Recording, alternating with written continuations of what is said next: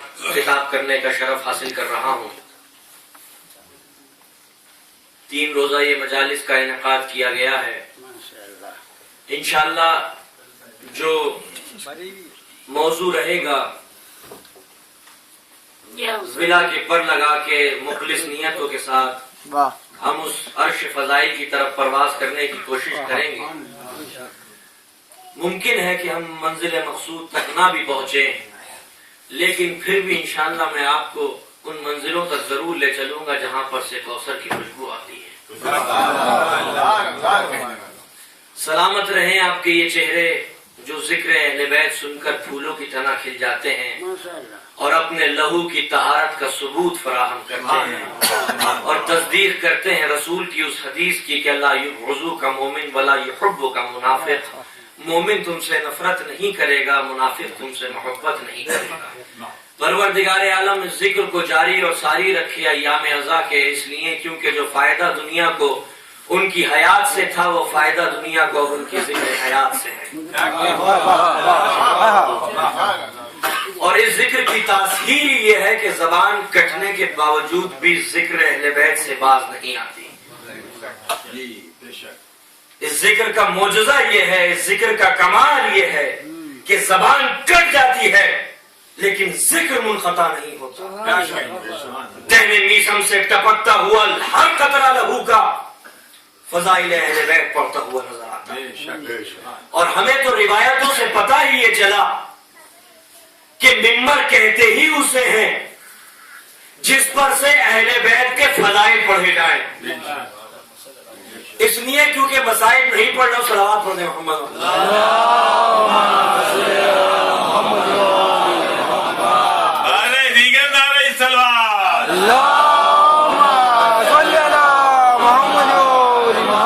بہت دنوں بعد آپ کی زیارت ہوئی، یہ جگہ آپ جیسے شیروں کی نہیں چھوڑ رکھی، صلوات پڑھنے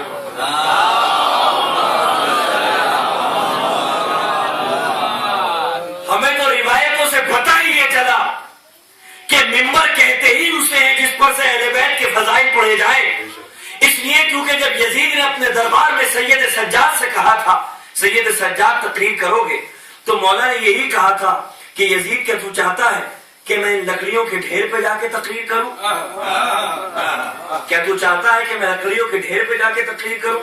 تھا وہ ممبر، مگر سید سجاد کہہ رہے ہیں لکڑیوں کا ڈھیر، اور قدیر قم کے میدان میں اونٹوں کے کٹاووں کا ڈھیر تھا، مگر رسول اسلام کہہ رہے ممبر۔ تو پتہ یہ چلا کہ ممبر کہتے ہی اسے جس پر سے اہل بیت کے فضائل پڑھے جائیں۔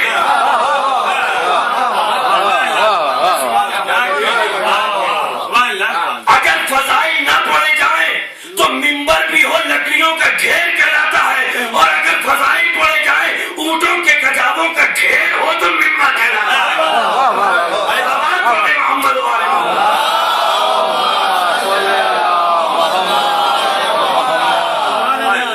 یقیناً اللہ اللہ کرنا ہمارا ایمان ہے، ہمارا ایمان ہے، ہمارا یقین ہے، ہمارا اعتقاد ہے، ہمارے بنیادی عقائد میں شامل ہے۔ ہر وقت ہر انسان کو اللہ اللہ کرتے رہنا چاہیے، مگر کیا کریں کہ اللہ کی ذات پاک وہ ہے جو خود اہل بیت نبوت کے فضیلتوں کے خزیدے پڑھتی ہوئی مشیت ہے۔ اس لیے کیونکہ جب جنت کے دروازے کی کنڈی ہلتی ہے تو علی علی کی صدائیں بلند ہوتی ہے، اور انسان آج کے اس ماڈرن دور میں موبائل میں وہی رنگ ٹون لگاتا ہے جو اس کی سب سے زیادہ پسندیدہ ہے۔ اگر غلط بیانی سے کام لوں تو خدا کی قسم زبان کاٹ دینا۔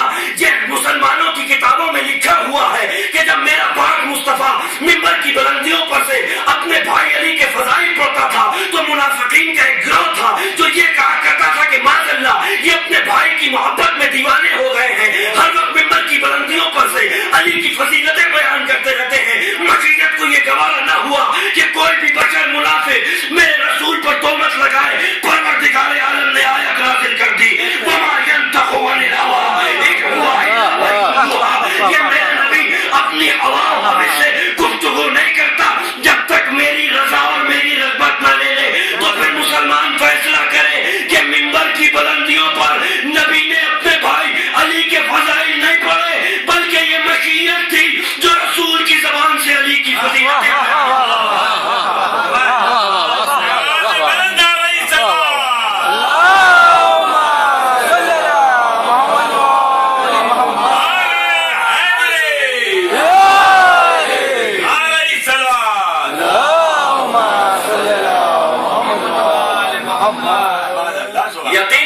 مصطفیٰ کرنا ہمارا ایمان ہے، ہمارا ایقان ہے، ہمارا یقین کامل ہے. مگر کیا کریں کہ پاک رسول اللہ کی ذات وہ ہے کہ جو خود علی کی فضیلت بیان کرتی ہوئی نظر آتی ہے. خود رسول اسلام کی ذات پاک وہ ہے جو ناد علی پڑھتی ہوئی نظر آتی ہے. اس لیے کیونکہ جب میرا نبی میرا پاک مصطفیٰ اپنے معراج کی شروعات کرتا ہے تو جس گھر سے کرتا ہے وہ گھر علی کا ہوتا ہے. جب آسمانوں کی بلندیوں پر جاتا ہے تو جس شکل میں فرشتے اس کے سامنے نمودار ہوتے ہیں وہ چہرہ علی کا ہوتا ہے. جب پردے کے پیچھے سے آواز آتی ہے تو لہجہ علی کا ہوتا ہے.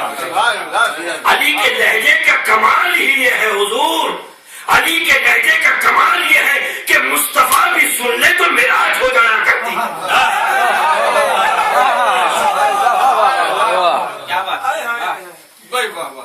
جب وہ معراج کی بلندیوں سے زمین پر آتے ہیں تو جو گھر ہوتا ہے وہ گھر علی کا ہوتا ہے.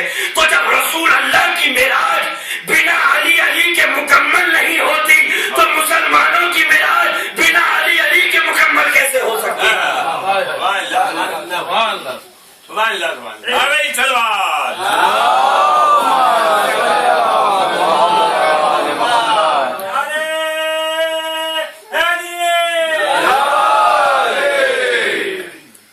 دیکھیے صبح سے 5ویں مجلس کو خطاب کر رہا ہوں.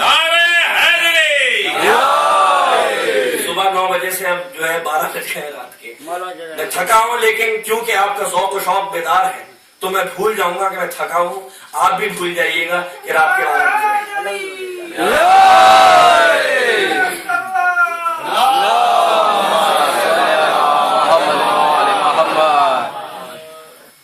رسول اسلام معراج کی بلندیوں پہ گئے. پروردگار عالم نے 70,000 کلام کیے اپنے نبی سے اور ہر کلمے کے بعد یہی کہا علی کا خیال رہے، علی کا خیال رہے، علی کا خیال رہے، علی کا خیال رہے. معراج کی بلندیوں پر سے میرا نبی زمین کی پستیوں پر آ گیا اور نہ جانے کس ذو میں آ کے نبی نے کہہ دیا سلمان جو دل چاہے تو مجھ سے مانگ لے. سلمان نے اس وقت اپنے نبی سے کچھ نہیں مانگا، دوڑتا ہوا اپنے استاد اور اپنے مولا کے پاس جا کے کہتا ہے مولا رسول اسلام نے کھلا ہوا آفر دے دیا ہے جو دل چاہے مجھ سے مانگ لو. اے مولا میں رسول اسلام سے مانگوں تو کیا مانگوں؟ مولا کائنات فرماتے ہیں کہ معراج کی بلندیوں پر چلی نے اپنے ولی سے 70,000 راز بیان کیے تھے. اپنے نبی سے جا کے کہہ کہ ان 70,000 رازوں میں سے بس ایک راز بیان کرتے ہیں. 70,000 رازوں میں سے بس ایک راز بیان کر دیں. سلمان نبی اللہ کے پاس پہنچا. یا نبی اللہ کیونکہ آپ نے مجھے کھلا ہوا آفر دے دیا ہے کہ سلمان جو دل چاہے مجھ سے مانگ لے، لہذا وہ جو 70,000 راز پروردگار عالم سے آپ کے معراج کی بلندیوں پہ بیان کیے تھے ان 70,000 رازوں میں سے ایک راز جاننا چاہتا ہوں. نبی اللہ نے مسکرا کے صحابی کی طرف دیکھ کے کہا سلمان ملایا علی سے، ملایا علی سے. کہا اچھا اگر تو جاننا چاہتا ہے کہ 70,000 رازوں میں سے وہ کون سا ایک راز ہے تو پھر میں زمین کو حکم دوں گا، زمین پھٹ جائے گی، زمین میں سیڑھیاں بنیں گی، تو سیڑھیوں سے زمین کے نیچے اتر جانا، تجھے 70,000 رازوں میں سے ایک راز کا پتہ چل جائے گا. سلمان ذوق و اشتیاق میں ڈوبا ہوا ایک مرتبہ دوڑتا ہوا چلا. نبی اللہ نے حکم دیا، زمین پھٹی، سیڑھیاں بنی. سلمان زمین پر اتر گیا سیڑھیوں سے تو کیا دیکھتا ہے کہ 70,000 نور کے شہر ہیں. 70,000 نور کے شہروں میں 70,000 نورانی خیابان ہیں. 70,000 نورانی خیابان میں 70,000 نورانی مسجدیں ہیں. 70,000 نورانی مسجدوں میں 70,000 نور کے ممبر ہیں اور 70,000 نور کے ممبروں پر 70,000 نور الہی کی تجلی ہے. لسان اللہ ہے جو وحی الہی کی ترجمانی میں متحرک ہے. سلمان دوڑتا ہوا مسجد کے اندر گیا اور ستون مسجد کے پیچھے چھپ کر کھڑا ہو گیا. ایک مرتبہ خطیب ممبر سلونی کی زبان گویا ہوئی. بسم اللہ الرحمن الرحیم. اول ما خلق اللہ نوری ابتداء من نورہ واشتقہ من جلال عظمتہ فأقبل يطوف بالقدرته حتى وصل إلى جلال عظمته على فصلات ثم سجد الله تعظيما ففتح من نور عليه ثم خلق العرش والروح والشمس والضوء النهار والنور الأبصار فالأخلاق والمعرفة وأبصارهم وقلوبهم من نوره والنور مستقيم من نوره فنحن أولون ونحن آخرون ونحن سابقون ونحن مسبحون ونحن شافعون. سلونی قبل أن تفقدوني. تم بھی سن لو اور وہ بھی سن لے جو ستون مسجد کے پیچھے چھپا ہوا ہے.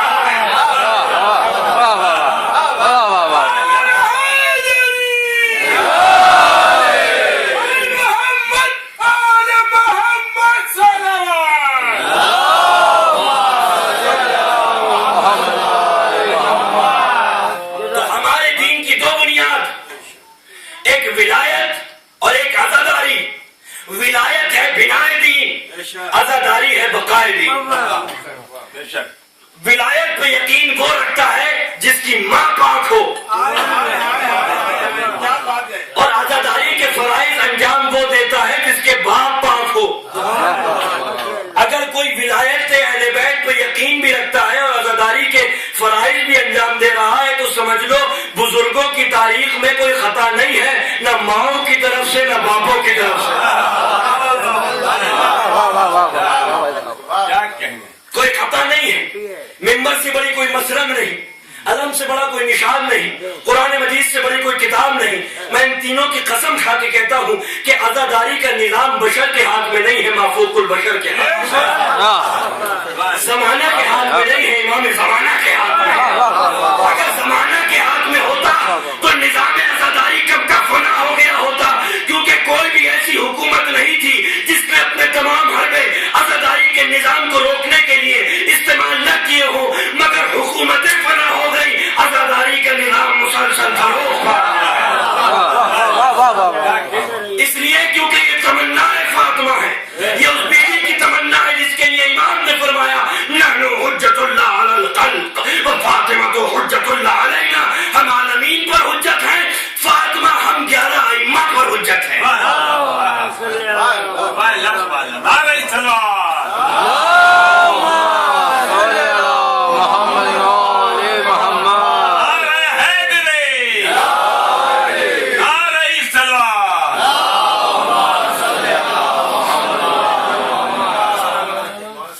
تو جب یہ تمنا فاطمہ ہے، یہ آرزو زینب ہے، تو پھر نہ بنی امیہ کی حکومت اسے روک پائے گی، نہ بنی عباسی کے منصوبے اسے روک پائیں گے، نہ کسی اور حکومت کی یورشیں اور سازشیں اسے روک پائیں گی۔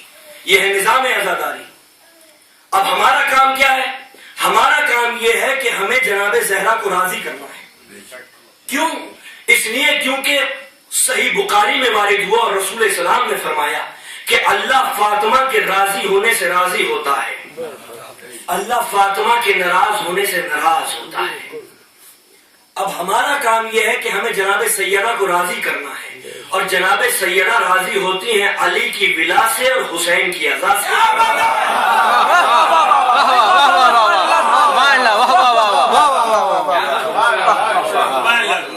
اب کیونکہ اللہ بی بی کے راضی ہونے سے راضی ہے، بی بی کے ناراض ہونے سے ناراض ہے، تو اب ہمیں بی بی کو راضی کرنا ہے۔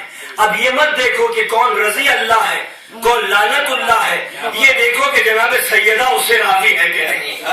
اگر راضی ہے تو رضی اللہ، اور اگر جانماز پڑھ کے بد دعائیں کر رہی ہے تو لعنت اللہ ہے۔ پروردگار عالم کی ذات پاک ہوئے کہ جو بشری کیفیتوں سے مانگ رہا ہے، جو بشر کے اندر کیفیتیں پائی جاتی ہیں رب کریم کے اندر وہ کیفیتیں نہیں پائی جاتی۔ جو کام بندے کرتے ہیں وہ اللہ نہیں کرتا، اور جو کام اللہ کرتا ہے وہ بندے نہیں کیا کرتے۔ بندوں کے تقاضے اور ہیں، مشیت کے تقاضے اور ہیں، مگر قرآن مجید کے روح سے مجھے 3 کام ایسے ملے کہ پروردگار عالم مومنین کے ساتھ ان کے کاموں میں شریک ہے۔ ان اللہ و ملائکتہ یصلون علی النبی یا ایھا الذین آمنوا صلوا علیہ وسلموا تسلیما۔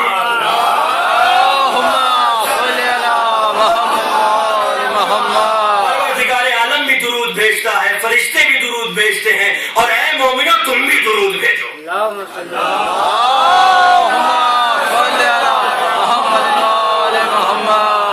تو پروردگار عالم بھی درود بھیج رہا ہے، فرشتے بھی درود بھیج رہے ہیں، مومنین بھی درود بھیج رہے ہیں۔ انتظروا انا منتظرون، ہم بھی انتظار کر رہے ہیں، تم بھی انتظار کرو۔ تو مشیت وہ ہے کہ جو حجت کا انتظار کرتی ہے۔ مشیت انتظار ٹیکنیکل ورڈ ہے، اللہ کا انتظار کرنا اور ہے، مشیت کا انتظار کرنا اور۔ کیا نقطہ ہے؟ انتظروا انا منتظرون، ہم بھی انتظار کر رہے ہیں، تم بھی انتظار کرو۔ مشیت بھی انتظار کر رہی ہے، مومنین بھی انتظار کر رہے ہیں۔ تیسری چیز، پہلی چیز اللہ بھی درود بھیج رہا ہے، مومنین بھی درود بھیج رہے ہیں۔ اللہ بھی انتظار کر رہا ہے، بندے بھی انتظار کر رہے ہیں۔ اللہ بھی ذکر حسین کر رہا ہے، بندے بھی ذکر حسین کر رہے ہیں۔ کیسے؟ شاہ محدث دہلوی، بہت بڑا نام، تحفہ نشری میں روایت نقل کر رہے ہیں، ننگا سا حسین 3 برس کا کھیلتا ہوا آ رہا ہے، نبی حجرے میں گئے ہیں، یہ کہہ کے جناب ام سلمہ سے کسی کو اندر آنے کی اجازت نہیں۔ جب حسین اندر آنا چاہتا ہے، بی بی نے منع کر دیا، بیٹا تمہارے نانا کا حکم ہے کسی کو آنے کی اجازت مت دینا۔ ادھر 3 برس کے حسین نے اپنا رخ پھیرا ادھر دروازہ کھلنے کی آواز آئی. ام سلمہ ان اصولوں کا اطلاق میرے آل پر نہیں ہوتا. گلزار محمد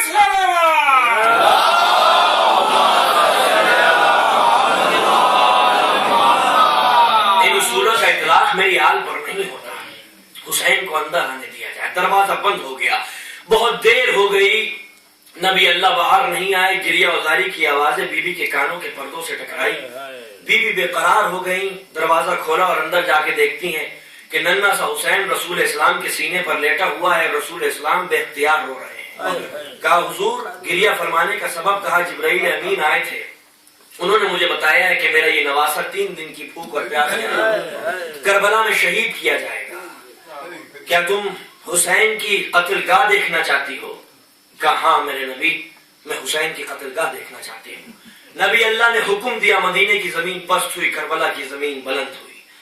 یہ کربلا کا ذوق دیدار نہیں تو پھر اور کیا ہے؟ یہ کربلا کا ذوق دیدار نہیں تو اور کیا ہے؟ تو رسول اسلام کو کس نے بتایا کہ حسین شہید ہوں گے؟ حسین کی شہادت کس نے پڑھی سب سے پہلے؟ حسین کے مصائب کس نے بیان کیے؟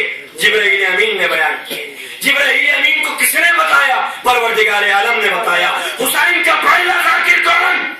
اللہ کی ذات پاک. حسین کا پہلا عزادار کون؟ رسول اسلام کی ذات.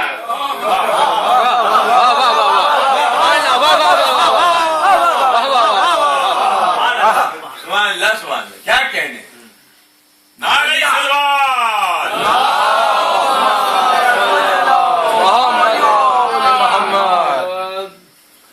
اللہ بھی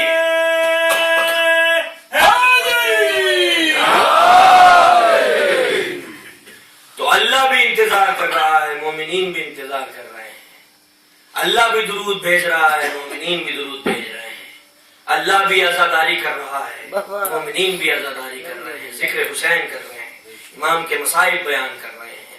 خود عزاداری کا نظام، خود عزاداری کی جو بنیاد ہے وہ رسول اسلام نے ڈالی ہے. رسول اسلام امام حسین کی شہادت سے پہلے امام حسین کی شہادت پہ گریہ کر چکے ہیں. اور یہ رسول اسلام کی سیرت کا وہ پہلو ہے جو ان مورخوں نے لکھا کہ جن کے قلموں کی سیاہی حکومت کے خزانوں سے آیا کرتی تھی. انہوں نے لکھ دیا اور فیصلہ کر دیا کہ رسول اسلام نے امام حسین پہ قبل شہادت امام حسین گریہ فرمایا ہے.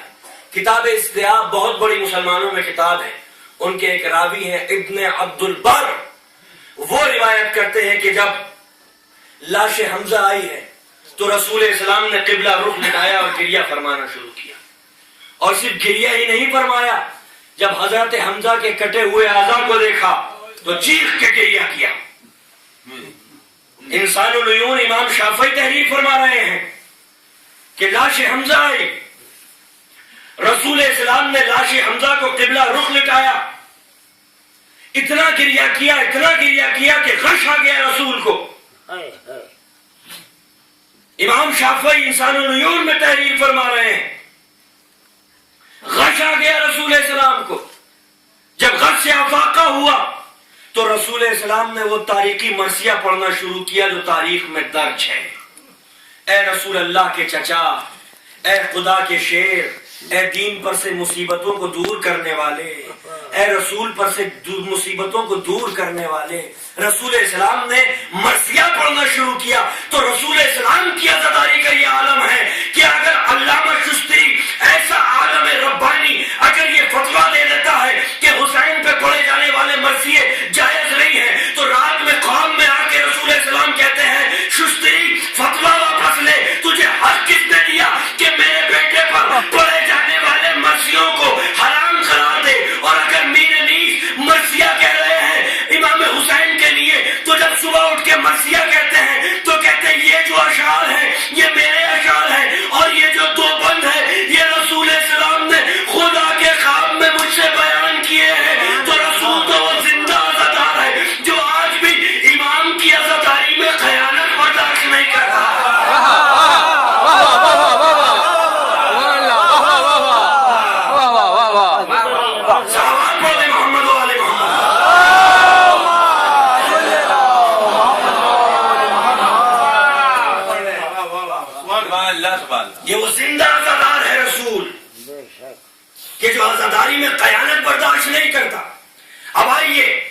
صحیح مسلم اٹھائیے، اور وہ مسلم صحیح نہیں ہو سکتا جب تک صحیح مسلم پہ یقین نہ رکھیں.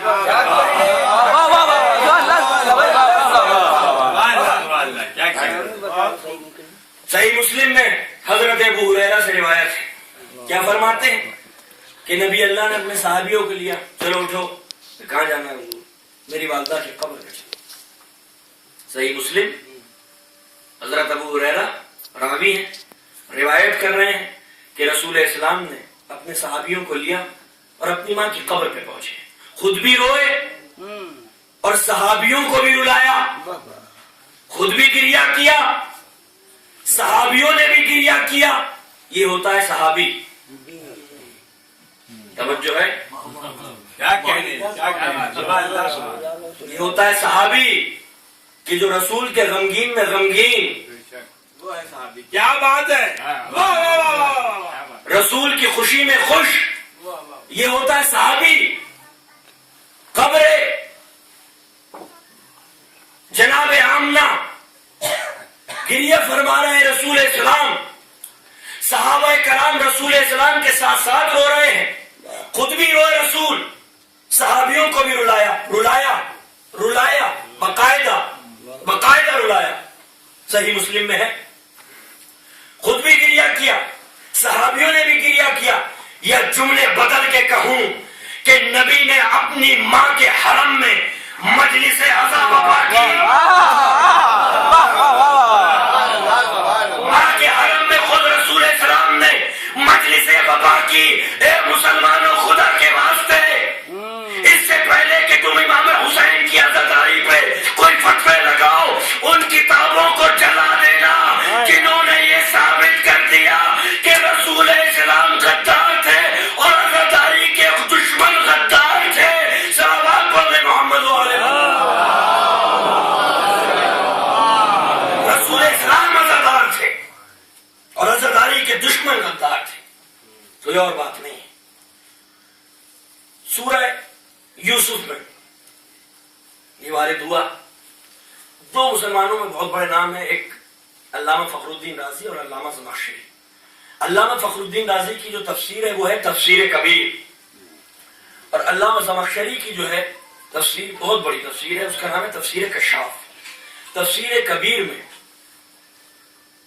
یہ تفسیر سورہ یوسف کی اس آیت کے ذیل میں، جس میں پروردگار عالم نے فرمایا ہے کہ جب یعقوب سے یوسف بچھڑ گئے تو یعقوب 70 برس تک روتے رہے.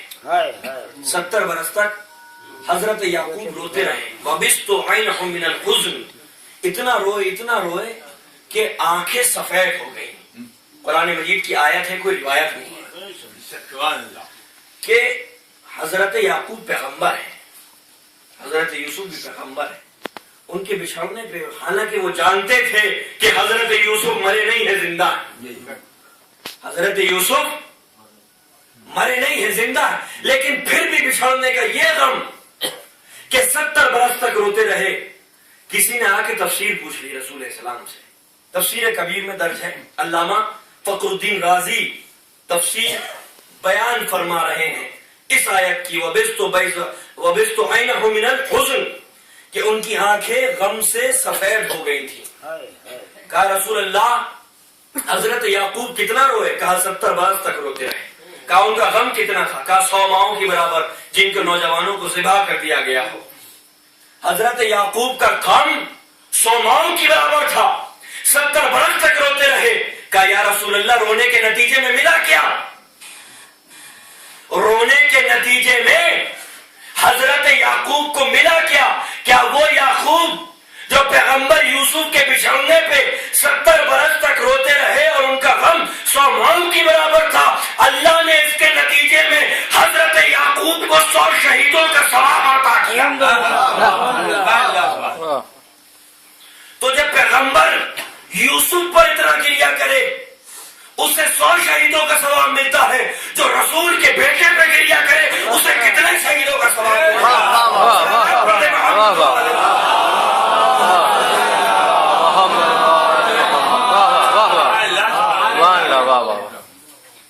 یہ ہے عزاداری.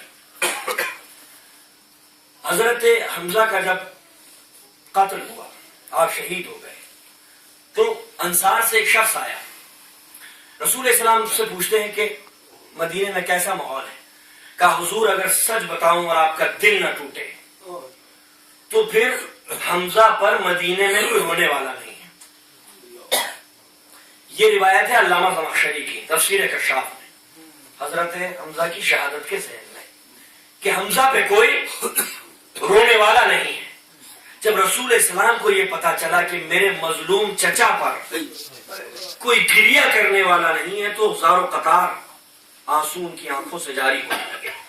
یہ شخص جو تھا انصار میں سے یہ گھبرا گیا اور اس نے مدینے میں جا کے سب کو بتایا کہ جب سے رسول کو یہ پتا چلا ہے کہ حمزہ پہ کوئی رونے والا نہیں, جب سے رسول اسلام کی حالت غیر ہے, بس پھر کیا تھا, صحن نبوت میں مدینے کے مرد اور عورتیں سب آ کے جمع ہو گئے اور جم کے پرسہ ہوا, جم کے گریہ کیا.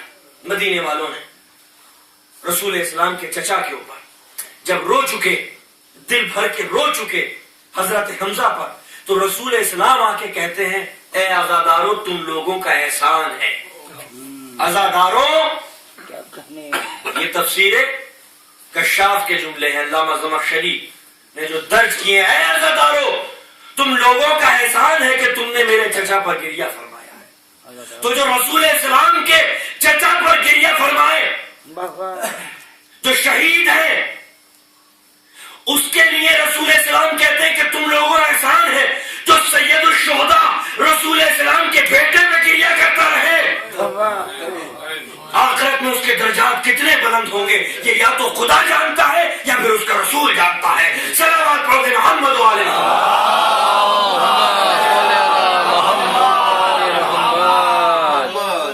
توجہ ہے.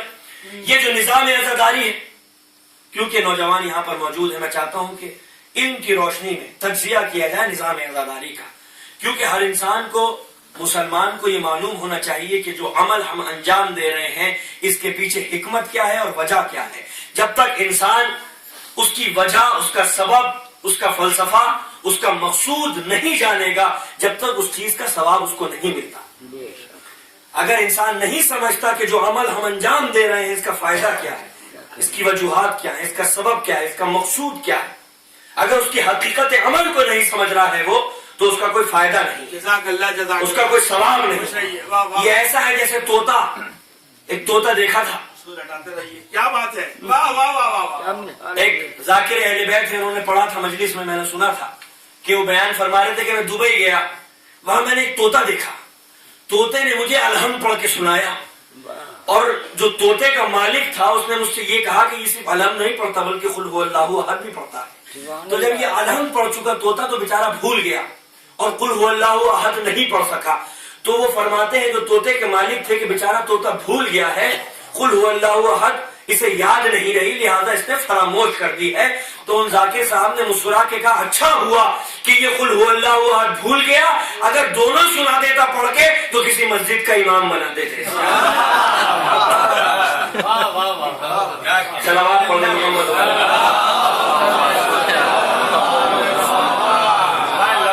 اس دین کی کوئی اہمیت نہیں ہے جب تک انسان اس کی وجوہات بنا سکے, اس کو معرفت نہ ہو کہ یہ عمل ہم کیوں انجام دے رہے ہیں. تو جب تک ہم لوگ اپنے نظام عزاداری کو نہیں سمجھیں گے, جب تک ہم یہ نہیں سمجھیں گے کہ جو یہ ہمارے رسم و رواج ہیں یہ خدا نخواستہ کوئی کافرانہ نہیں ہے بلکہ یہ قرآن اور حدیث کی روشنی میں کھرے اترتے ہیں, برابر اترتے ہیں, تو ضرورت اس بات کی ہے کہ علم کی روشنی میں تجزیہ کیا جائے نظام عزاداری کیا کہ رسول اسلام قبل شہادت امام حسین پہ گریہ فرماتے رہے ہیں, حضرت حمزہ پہ گریہ فرماتے رہے ہیں. تو جب سیرت کی کتابوں میں یہ لکھا ہوا ہے, احادیث میں یہ وارد ہوا ہے, روایتوں میں درج ہے کہ رسول اسلام نے گریہ فرمایا ہے, تو پھر چاہے کوئی کتنے ہی فتوے لگاتا کیوں نہ رہے, نظام عزاداری کبھی بھی باطل خراب نہیں پا سکتا. یہ نظام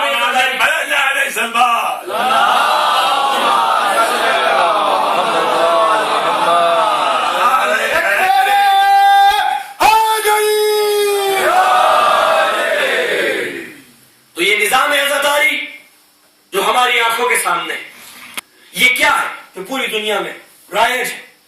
اس کی بنیاد دراصل شبیہوں کے اوپر ہے. یہ جو کلچر آف عزاداری ہے, یہ جو عزاداری کا کلچر ہے, اس کی بنیاد جو ہے وہ شبیہوں کے اوپر ہے. کس چیز کی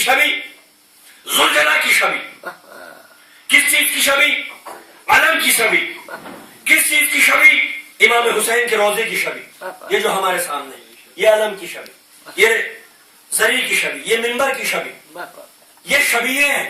تو یہ کلچر جو ہے عزاداری کا، یہ مبنی ہے شبیہوں پر.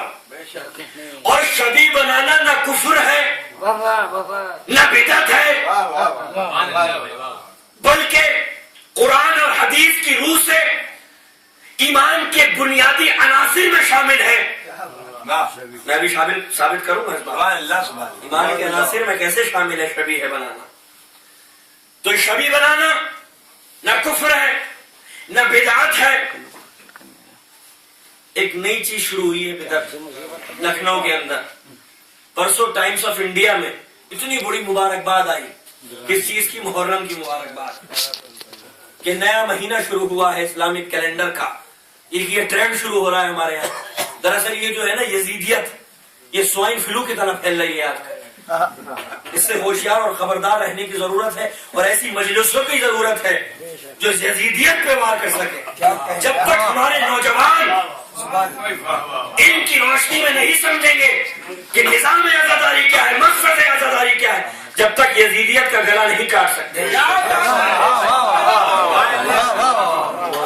آج ضرورت اس بات کی ہے کہ یزیدیت جو سوائن فلو کی طرح پھیل رہی ہے. حضور علی گڑھ میں پورا ایک گروپ بنا یزیدیوں کا، جو کتابیں لکھ رہا ہے، ریسرچ کر رہا ہے، اور دنیا کے سامنے جھوٹے اور نقلی حقائق پیش کر رہا ہے کہ معاذ اللہ امام حسین تو راضی تھے یزید کی بیعت کرنے کے لیے. یہ جو نظام ہے یہ کافرانہ ہے، اور یہ پوری باقاعدہ ایک حملہ ہو رہا ہے، ایک یورش چل رہی ہے آپ لوگوں کے خلاف. اگر ہم نے ان کی روشنی میں خود نہ سمجھا اور اپنی نئی نسلوں کو نہ سمجھایا. حالانکہ عزاداری کا نظام میں نے کہا تھا کہ مافوق البشر کے ہاتھ میں، لیکن متاثر تو ہوتا ہی ہے، لہذا ضرورت اس بات کی ہے کہ عزاداری کو اس کی شان و شوکت کے ساتھ منایا جائے. لیکن وہ تبھی ممکن ہے کہ جب ہم اپنے بچوں کے دلوں میں، نوجوانوں کے دلوں میں اور ذہنوں میں یہ راسخ کر دیں گے کہ عزاداری کس طرح سے قرآن اور حدیث کی روشنی میں نہ صرف جائز ہے، بلکہ عزاداری کرنے والا عظیم عبادت کا ثواب حاصل کرتا ہے. عظیم عبادت کا ثواب حاصل کرتا ہے عزاداری کے فرائض انجام دینے والا. تو یہ نظام عزاداری جو مبنی ہے میرے بھائیوں نوجوانوں، یہ مبنی ہے شبیہوں کے اوپر. یہ جو شبیہیں ہیں علم کی، زری کی، مین ہمارا جو کلچر ہے وہ شبیہوں پر ڈیپینڈ کرتا ہے نا.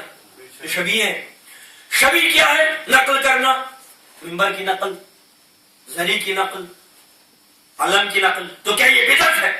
کیا یہ شرک ہے؟ کیا یہ کفر ہے؟ نہیں، یہ نہ شرک ہے، نہ بدعت ہے، نہ کفر ہے، بلکہ یہ ایمان ہے. کیسے؟ بدعت کیا ہے؟ بدعت یہ ہے یہ جو مبارکباد شروع ہو رہی ہے، نئی چیز ہو رہی ہے. کیوں ہو رہی ہے؟ کیوں نئی چیز ہو رہی ہے حضور؟ اس لیے نئی چیز ہو رہی ہے کیونکہ محرم کی مبارکباد نہ رسول اللہ نے دی، نہ صحابیوں نے دی، نہ تابعین نے دی، نہ تبع تابعین نے دی، نہ فقیہ نے دی، نہ مفتی نے دی. آج کے مسلمانوں کو کیا ہو گیا؟ آج کے مسلمانوں کو ہو کیا گیا؟ رسول اسلام نے کیا کبھی محرم کی شروعات میں خوشیاں منائی، مبارکباد دی؟ اگر دی تو ہم بھی دینے کے لیے تیار. ہم شیعہ مبارکباد دیں گے. اگر رسول اللہ کی سیرت میں دکھا دو کہ محرم کی چاند رات میں رسول اسلام نے صحابہ کرام کو محرم کی مبارکباد دی ہو، اگر محرم کی مبارکباد رسول اسلام نے دی ہو تو ہم شیعہ مبارکباد دینے کے لیے تیار ہیں. لیکن اگر رسول اسلام نے سیرت کی کتابوں میں گریہ فرمایا ہو تو پھر تم بھی گریہ فرمانا شروع کر دو.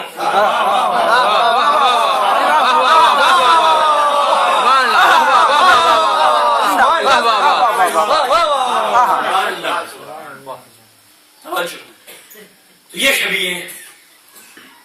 بدعت کیا ہے؟ بدعت یہ ہے جو یزیدیت پھیل رہی ہے سوائن فلو کی طرح. تو حضور یہ جو مسجدیں ہیں، مسلمان جہاں نماز پڑھتے ہیں، کیا بات ہے، واہ واہ کہ جو ہے مومنین وہاں تک پہنچ جاتے ہیں. ابھی ممبر ہی بنا تھا، سلمان اور ابو سر سمجھ گئے کس چیز کا اعلان ہونے والا. صلوات پڑھ دے محمد.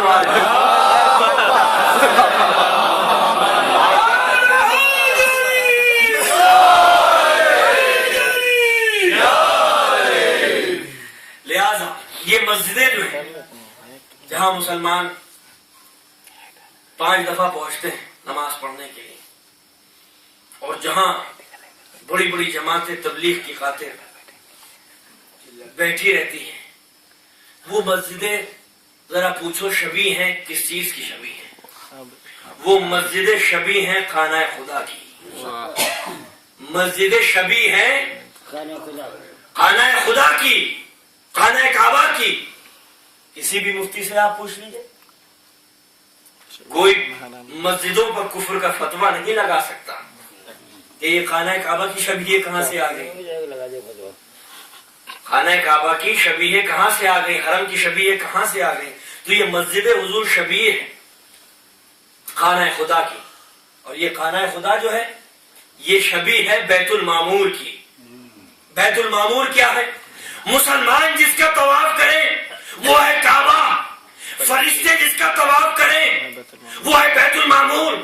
مسلمانوں کے قبلہ کو کعبہ کہتے ہیں، فرشتوں کے قبلہ کو بیت المعمور کہتے ہیں۔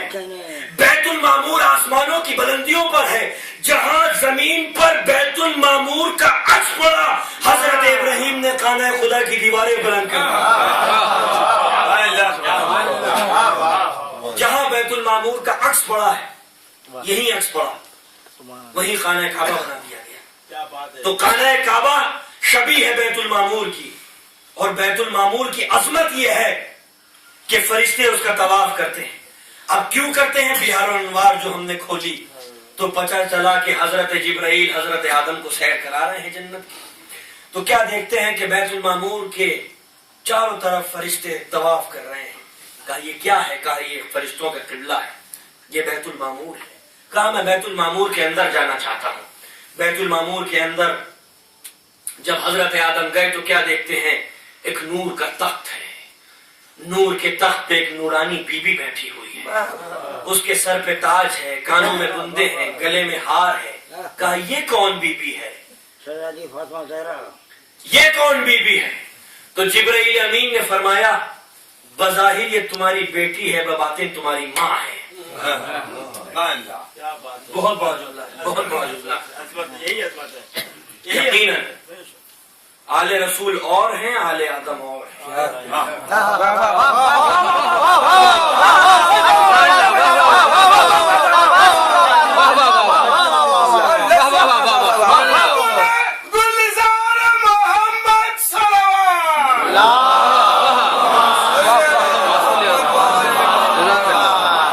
آل آدم اور ہیں، آل رسول اور ہیں۔ کیوں؟ کیونکہ رسول اسلام نے فرمایا کہ اگر علی نہ ہوتے تو فاطمہ کو کوئی کفو نہ ہوتا، نہ آدم نہ عیسیٰ۔ حدیث ہے آدم کیا کسی سے اس دنیا میں رشتہ مانگ سکتے ہیں حوا کے علاوہ؟ نہیں مانگ سکتے۔ کیوں؟ کیونکہ ساری حضرت آدم کی بیٹیاں ہیں اور بیٹیوں سے نکاح جائز ہو نہیں سکتا۔ تو اس کا مطلب اگر رسول اسلام یہ کہہ رہے ہیں کہ فاطمہ کو کوئی کفو نہ ہوتا اگر علی نہ ہوتے، چاہے وہ آدم ہی کیوں نہ ہو، تو آدم سے تو رشتہ ہی نہیں ہو سکتا۔ تو اس کا مطلب یہ ہوا کہ آل آدم اور ہیں، آل رسول اور ہیں۔ ٹیکنیکل پوائنٹ ہے۔ اس لیے کیونکہ جو بیٹی رسول اللہ کی ماں ہو سکتی ہے فاطمہ انتی ام ابیہا، فاطمہ تو میری بیٹی نہیں ہے، میری ماں ہے۔ اس لیے کیونکہ اگر ماں کا وجود نہ ہو تو بیٹے کا وجود نہیں ہوتا، اگر نور زہرا نہ ہوتا تو نور نبوت بھی نہ ہوتا۔ اس لیے رسول نے فرمایا فاطمہ انتی ام ابیہا، تو میری ماں ہے، کیونکہ نور محمد نور فاطمہ سے متصل ہے۔ اور اگر روایتوں میں ملتا ہے کسی کا ذکر تو وہ نور فاطمہ کا ملتا ہے۔ اس لیے رسول اسلام نے بڑی معرفت کی بات ہے کہ فاطمہ انتی ام ابیہا، تو میری ماں ہے۔ تو وہ فاطمہ جو رسول اسلام کی ماں ہو سکتی ہے وہ آدم کی ماں کیوں نہیں ہو سکتی؟ اس لیے جبرائیل نے فرمایا کہ بظاہر یہ آپ کی بیٹی ہے لیکن بباطن یہ آپ کی ماں ہے۔ کہا یہ سر پہ تاج کیا ہے؟ کہا یہ اس کا بابا رسول اسلام محمد صلی اللہ علیہ وسلم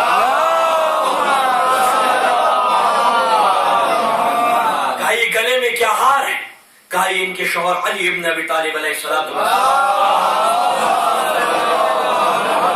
یہ کانوں میں جھمکے کیا ہے؟ کیا یہ ان کے بیٹے امام حسن اور امام حسین جوانان جنت کے ساتھ؟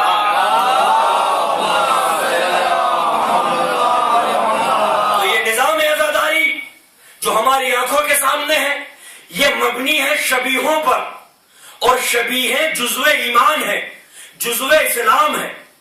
اس لیے کیونکہ ابھی ذی الحج کا مہینہ گیا ہے، پروردگار عالم آپ لوگوں کو توفیق عطا کرے، آپ لوگوں کو یہ موقع فراہم کرے کہ آپ لوگ حج کے لیے جائیں، زیارتوں کے لیے جائیں۔ ابھی مسلمان حج کر کے پلٹے ہیں۔ ذی الحج کی 10ویں تاریخ کو مسلمانوں نے کیا کیا؟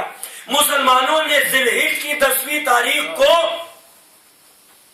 دمبا ذبح کیا۔ یہ دمبا کیا ہے بھائی؟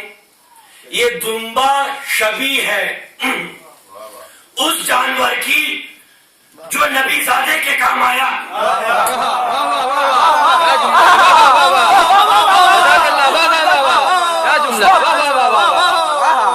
یہ جو بقرعید میں ہم نے لاکھوں بکرے کاٹ ڈالے ہندوستان کے اندر،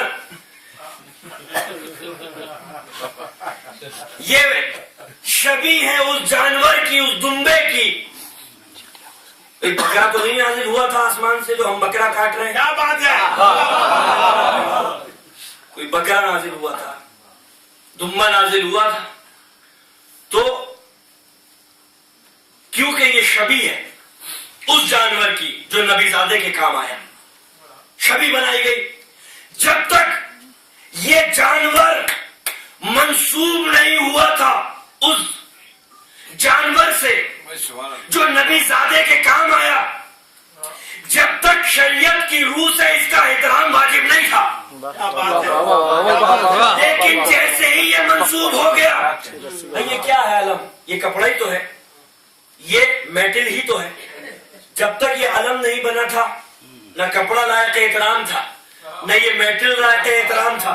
لیکن جب منسوب ہو گیا مملکت توحید کے نشان سے،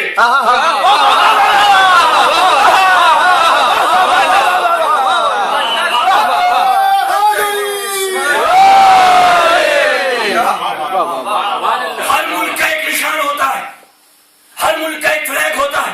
ہندوستان کا بھی ایک فلیگ ہے اور ایک جھنڈا ہے۔ جب تک یہ جھنڈا ہندوستان کے جھنڈے سے منسوب نہیں ہوا تھا، آپ چاہتے تو ختم و تلے اس کو رون سکتے تھے، اس کو جلا سکتے تھے، اس پہ گولی مار سکتے تھے۔ لیکن جب یہ نیشنل فلیگ بن گیا تو اب اس کی شبیہ کو بھی آپ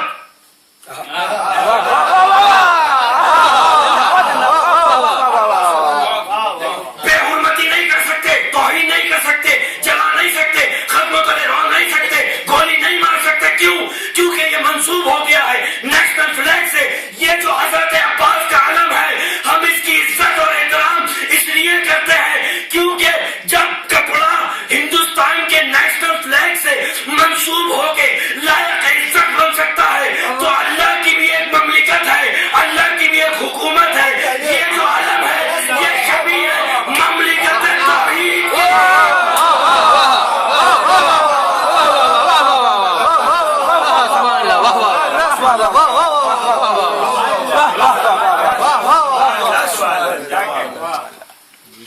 ہمیں تو جنت بھی دی جائے گی نا تو ہم یہی کہیں گے فرشتوں سے، جاؤ یزدان کا کرم لا دو، میری تقدیر کا بھرم لا دو، اپنی جنت اپنے پاس رکھو، ہمیں عباس کا علم لا دو۔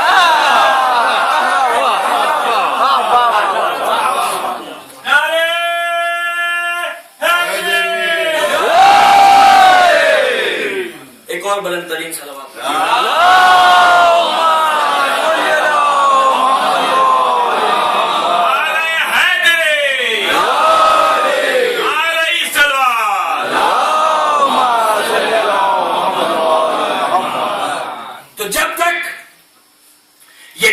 منسوب نہیں ہوا تھا اس جانور سے جو نبی زادے کے کام آیا، شریعت کی روح سے لائق احترام نہ تھا۔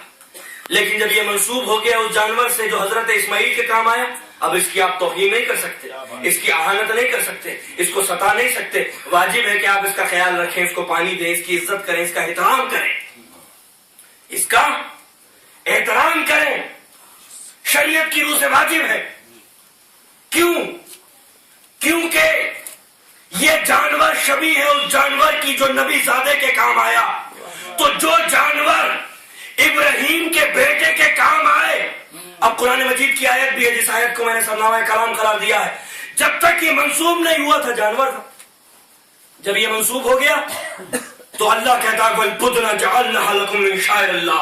خبردار اس کو جانور مت سمجھنا، یہ اللہ کی نشانی بن چکا ہے. وَالْبُدْنَ جَعَلْنَهَا لَكُم مِّن شَعَائِرِ اللَّهِ. اپنے پسند کے مفتی سے پوچھ لینے اس آیت کی تفسیر کیا ہے.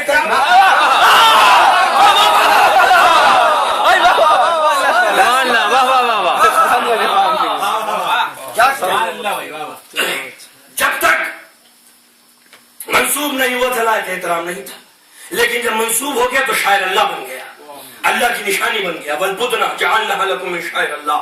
اب یہ شاعر اللہ، یہ اللہ کی نشانی ہے، یہ قربانیوں کی یاد دلانے والا ہے. نسبتوں کی اہمیت کیا ہوتی ہے مسلمان سے نہیں، قرآن مجید سے جا کے پوچھو نسبتوں کی اہمیت کیا ہوتی ہے. کوئی چیز اب کسی چیز سے منسوب ہو جائے تو اس کا احترام، اس کی عظمت کیا ہوتی ہے، یہ قرآن مجید سے پوچھو. اس انداز میں کہ وہ جانور جو ابھی لائق احترام نہیں تھا منسوب ہو گیا، جب اس جانور سے جو نبی زادے کے کام آیا تو شاعر اللہ بن گیا. شاعر اللہ بن گیا. اس کی عزت کرنا، اس کی توہین اور اہانت نہ کرنا شریعت کی روح سے ہمارے اوپر واجب ہے. تو جو ابراہیم کے بیٹے کے کام آیا جانور، وہ شاعر اللہ بنے، اور جو آخری پیغمبر کے بیٹے کے کام آیا کربلا میں ذوالجلال، وہ شاعر اللہ نہ بنے.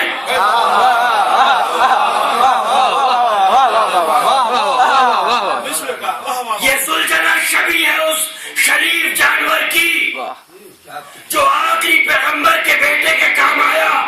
جس طرح سے ابراہیم کے بیٹے کے کام آنے والا جانور اس کی شبیہ لائق احترام بن گئی. اللہ نے نظامی شاعر اس لیے بنایا تھا تاکہ دنیا ذوالجلال کی اہمیت کو سمجھ سکے، ذوالجلال کی اہمیت کو سمجھ سکے. یہ ذوالجلال وہ ذوالجلال ہے جس کی تعریف اور جس کے قصیدے مشیت نے قرآن مجید میں پڑھے ہیں. کھولو قرآن مجید، اٹھاؤ 100واں سورہ اور دیکھو وَالْعَادِيَاتِ ضَبْحًا فَالْمُورِيَاتِ قَدْحًا فَالْمُغِيرَاتِ قَدْحًا.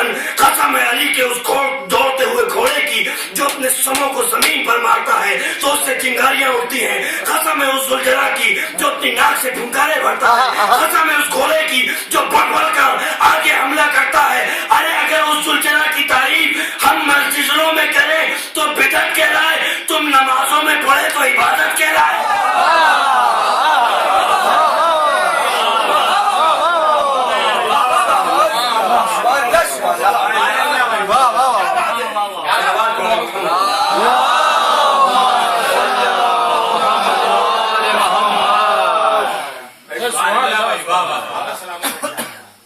سورہ قرآن مجید 100واں سورہ عادیات پڑھ کے دیکھ لیجیے. ذوالجلال کی تعریف ہے، اس کی تفسیر پڑھ کے دیکھیے.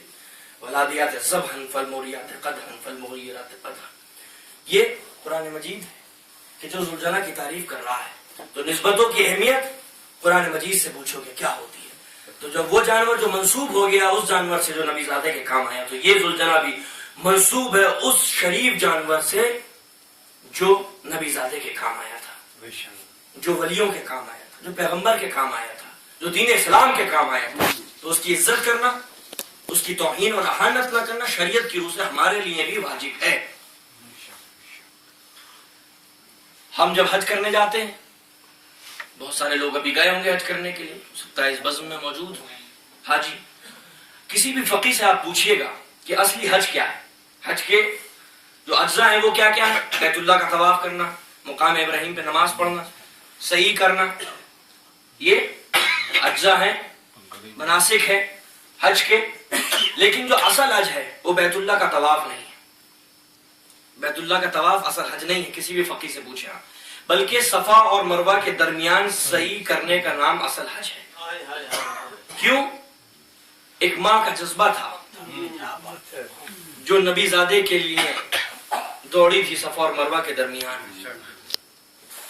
تو پروردگار عالم نے اسے جزو حج اس لیے بنا دیا کیونکہ نبی زادے کے مصائب اس میں شامل تھے. نبی زادے کے مصائب اس میں شامل تھے تو اس کو جزو حج بنا دیا. اور مسلمانوں کا حج مکمل نہیں ہو سکتا جب تک یہ صحیح کیا ہے، یہ صحیح ہے یہ شبیہ ہے دراصل اس عمل کی جو حضرت حاجرہ نے کیا تھا عمل. یہ جو ہم حج میں کرتے ہیں یہ ہے شبیہ اس عمل کی جو حضرت حاجرہ نے انجام دیا تھا. تو یہ شبیہ دراصل حج کیا ہے؟ حضرت حاجرہ کے عمل کی شبیہ کو حج کہتے ہیں. حضرت حاجرہ کے عمل کی شبیہ کو حج کہتے ہیں. حج کہتے ہیں کہ حاجرہ نے صحیح کی تھی. قرآن چاہتا، اسلام چاہتا تو لفظی بیان سے کام لے لیتا. ضرورت کیا تھی کلچر بنانے کی؟ کیا بات ہے، واہ واہ واہ واہ، عمل کر کے دکھنا ہوگا. کیا بات. مسلمان جائیں وہاں پہ صحیح کریں، حاجرہ کے عمل کی شبیہ بنائیں، جبھی حج کامل ہوگا، مکمل ہوگا. ورنہ حج قابل قبول نہیں ہے. وہ حج حج نہیں ہے جس میں صحیح نہ ہو. یہ صحیح کیا ہے؟ حضرت حاجرہ کے عمل کی شبیہ ہے. تو قرآن مجید چاہتا، خدا چاہتا تو قرآن مجید میں حضرت حاجرہ کا ذکر کر دیتا کہ مقدس قدم ہیں حاجرہ کے جو صفا اور مروہ کے درمیان دوڑے، تعریف کرتا، فضیلتیں بیان کرتا. لیکن نہیں، قرآن نے صرف لفظی، توجہ رکھیے، قرآن نے صرف لفظی بیان سے کام نہیں کیا بلکہ قرآن مجید نے اس کو ایک کلچر بنا دیا، یہ بتانے کے لیے کہ جو طاقت رسم و رواج میں ہوتی ہے وہ لفظی بیان میں نہیں ہوتی. جو طاقت رسم و رواج میں ہے وہ لفظی بیان میں نہیں. تو ہم بھی چاہتے تو صرف امام حسین کا ذکر کر لیا کرتے، لیکن یہ جو نظام عزاداری ہے، یہ سڑکوں پہ ننگے پیر نکل جانا، یہ یا حسین کی صدائیں بلند کرنا، یہ شبیہ اٹھانا، یہ علم اٹھانا، یہ زری اٹھانا، یہ زلجنا نکالنا، یہ سب ٹریننگ ہے اس چیز کی کہ انسان کے اندر ایک ایسی طاقت پیدا ہو سکے کہ وہ حق سے محبت کرے، باطل سے نفرت کرے.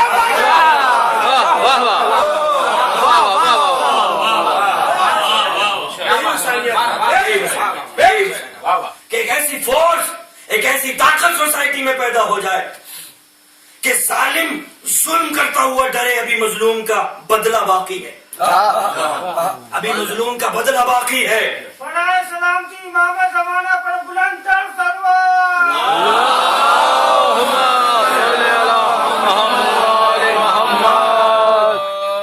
تو لہذا اسلام چاہتا تو لفظی بیان سے کام لے لیتا. ہم بھی چاہتے تو صرف سیمینار کر کے امام حسین کا ذکر کر لیا کرتے. کیا بات ہے، وہی چاہتی ہے دنیا کے نکل لے. یہی چاہتی ہے کہ سیمینار ہوں امام حسین پہ، لیکن یہ کلچر نہ ہو. نہیں، لیکن یہ جو کلچر ہے یہ اسلام نے بنایا ہے کہ دیکھو جب 6000 سال پرانی شریعت پروردگار عالم اس دور میں برقرار رکھ سکتا ہے. 6000 سال پہلے دوڑی تھی حضرت حاجرہ، اب وہ قیامت تک مسلمان دوڑتا رہے گا ایسے، قیامت تک وہ پرانا نہیں ہوتا. تو اسی طریقے سے ایک کلچر بنایا ہے عزاداری کا.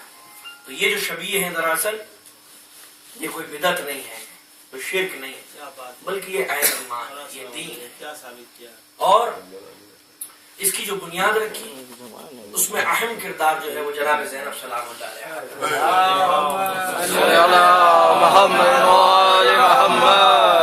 وہ جناب زینب. انقلاب کے دو رخ ہوتے ہیں، ایک خون اور ایک پیغام. خون کی ذمہ داری 72 کے حق میں، پیغام کی ذمہ داری جناب زینب کے حق میں. اگر جناب زینب سلام اللہ علیہ نہ ہوتی تو پھر سیاست کے طویل ہاتھ امام حسین کے لہو کو کربلا کی ریتی میں پاٹ دیتے. مگر یہ جناب زینب تھی کہ جہاں جہاں گئی حسین کے لہو کے قطرات کو دنیا میں رکھے، جہاں جہاں خطبے بیان کیے امام حسین کے مصائب کو بیان کیا. جو قید ہو کر مقید ہو کر قید خانے میں حسین منواتے اسے زینب کہتے ہیں.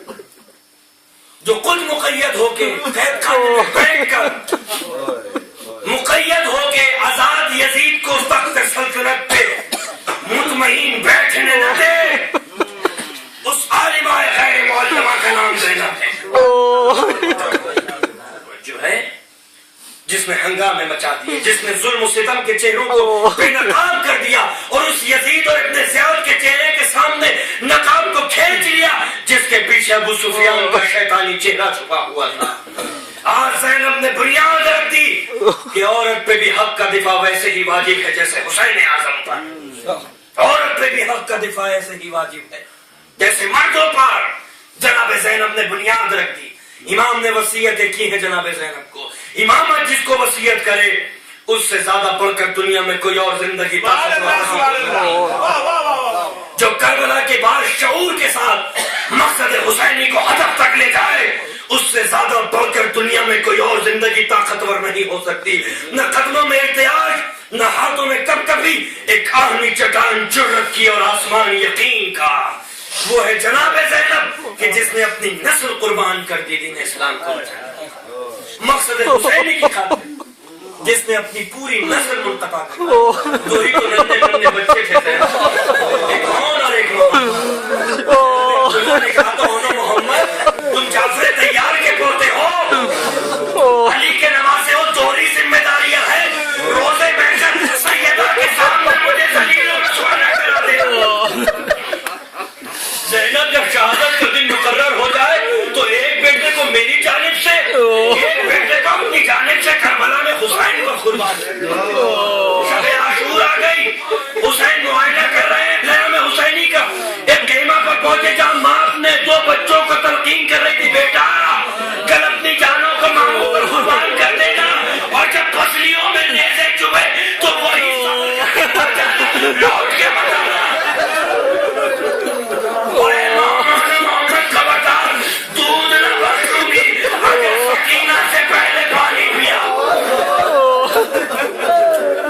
لیکن روزے عاشور دونوں بچوں کو میدان جنگ میں جانے کی اجازت نہیں ملتی۔ زینب دونوں بچوں کو لے کے آئی، کہا ماموں جان کے قدموں پہ گر جاؤ۔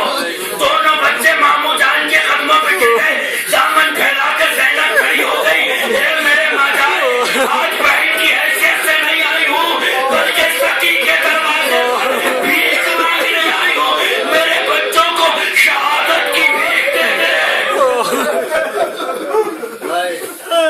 جزاک اللہ، جزاک اللہ، جزاک اللہ۔ دعائیں مانگتے رہنا اور محمد کا وعدہ ہے۔ جعفر طیار کے پوتے علی کے نواسے حسین لڑک کے کھڑے ہو گئے، بہن زینب ہمارا امتحان نہ لو، ہم نے رتبے میں تمہیں کبھی ماں سے کم نہیں سمجھا۔ بچوں کو سینے سے لگایا، چھوٹے چھوٹے ہاتھوں میں چھوٹے چھوٹے پٹے اور ان کو عباس نے سوال کیا، محمد کو حسین نے سوال کیا۔ یہ دونوں بچے اتنے چھوٹے تھے کہ کعبوں سے نکل جاتے تھے۔ دونوں بچے میدان جنگ کی طرف چلے۔ بھیا اگر فرات پہ قبضہ نہ کیا تو ماموں ایسا کرو دائیں جانب سے داخل ہو جاؤ، میں بائیں جانب سے داخل ہو جاؤں۔